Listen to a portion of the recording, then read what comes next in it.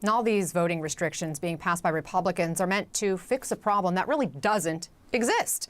It's all part of the big lie, this false idea that there was massive voter fraud in the last election. There isn't. There wasn't.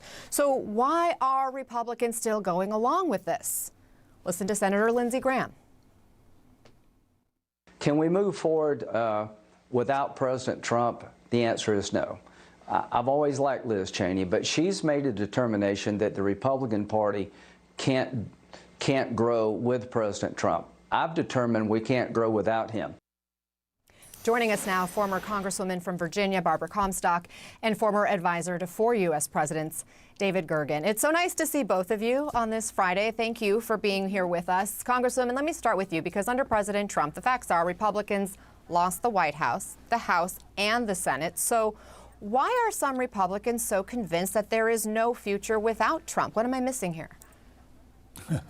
I don't understand. You know, Trump got 46.9, so that is a minority. He is now, you know, he divided the country, and now he's dividing the Republican Party. So you are dividing up what is a minority. So they proudly boast that they have 70% of Republicans. Well, 70% of 46.9 does not get you anywhere near 50.1, and it doesn't win you states even with, you know, changing dynamics.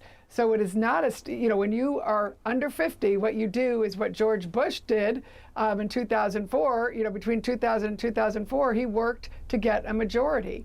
And this is not a strategy to do that, because Donald Trump is a very divisive figure. We have wonderful Republicans. We saw Tim Scott out there, Senator Tim Scott, who's now working on racial justice issues. We have, you know, Asian American women like Young Kim, who came forward and are dealing with the tough issues like, you know, the Asian American hate crimes. We have people who are great on economic issues, governors like Chris Sununu, who I hope runs for Senate from New Hampshire.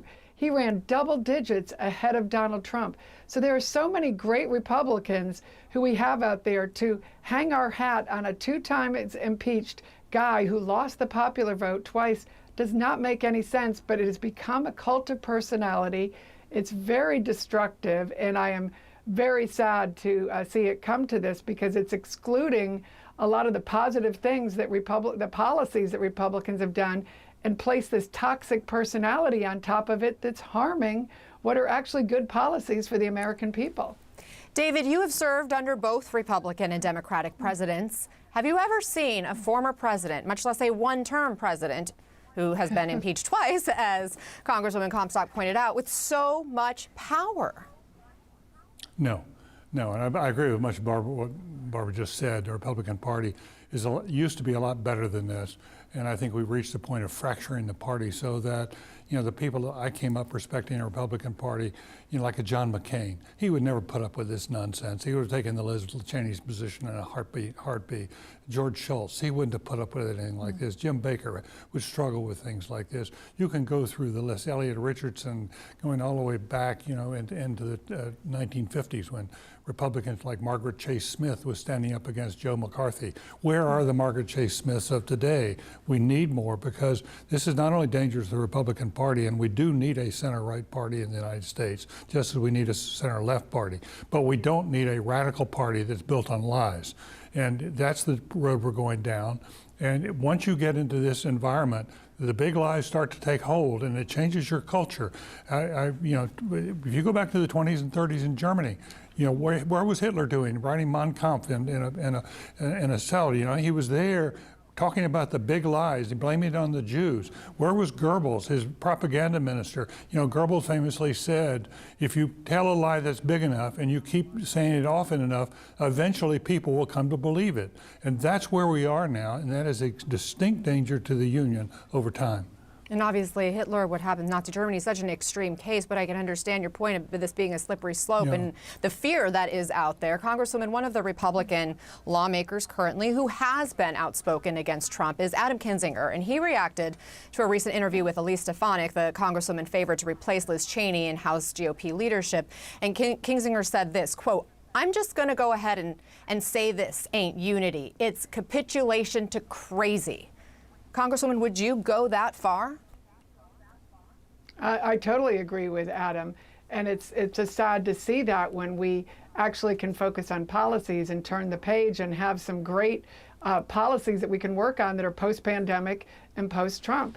And it is just, I can't come up with any explanation for why you want to hitch your wagon to somebody who has already demonstrated he can divide your party, divide the country, and be destructive. And I think what people aren't realizing is it's not going to stop with Liz Cheney.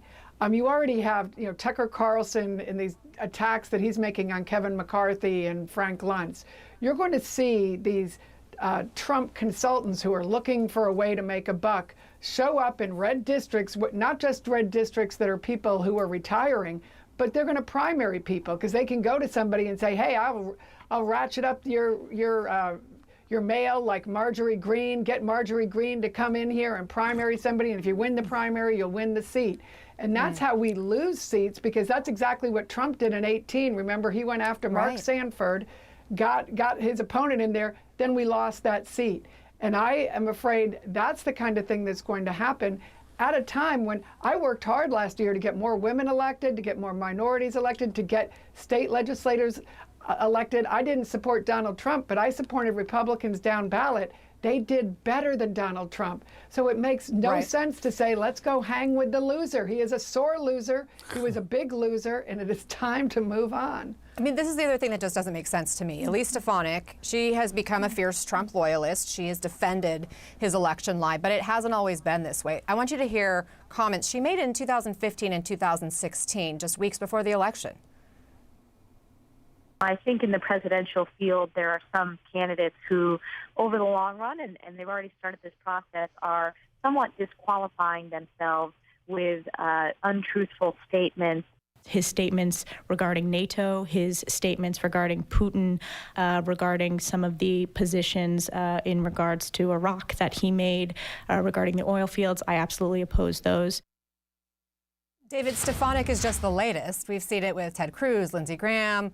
What happens to these lawmakers? What do they learn or find out or experience that just causes them to forego their morals and convictions, really, in favor of Trump? Yeah. Well, I'm not sure if that's directed at me, but a couple of things happen when they do that. When they start moving toward Trump that way, a lot of their donations may cut off. There are a lot of big donors out there right now who are holding their breath and holding onto their wallets, not wanting to give money to causes they can't defend. And so there's that problem, and then there's the problem that you've got people at your doorstep all the time. This is a power game, and people who are like Elise Stefanik. I know some of her friends. I don't know her, but I keep hearing she's changed so much. She used to be sort of a moderate, right of center person. She was well respected. She had a great future, and now she's taking this hard right swerve. And people say they don't recognize her. Why would she do that? I don't. I think it has to be about power. Well, David Gergen and Congresswoman Barbara Comstock, I really appreciate both of your insights and your perspective on this.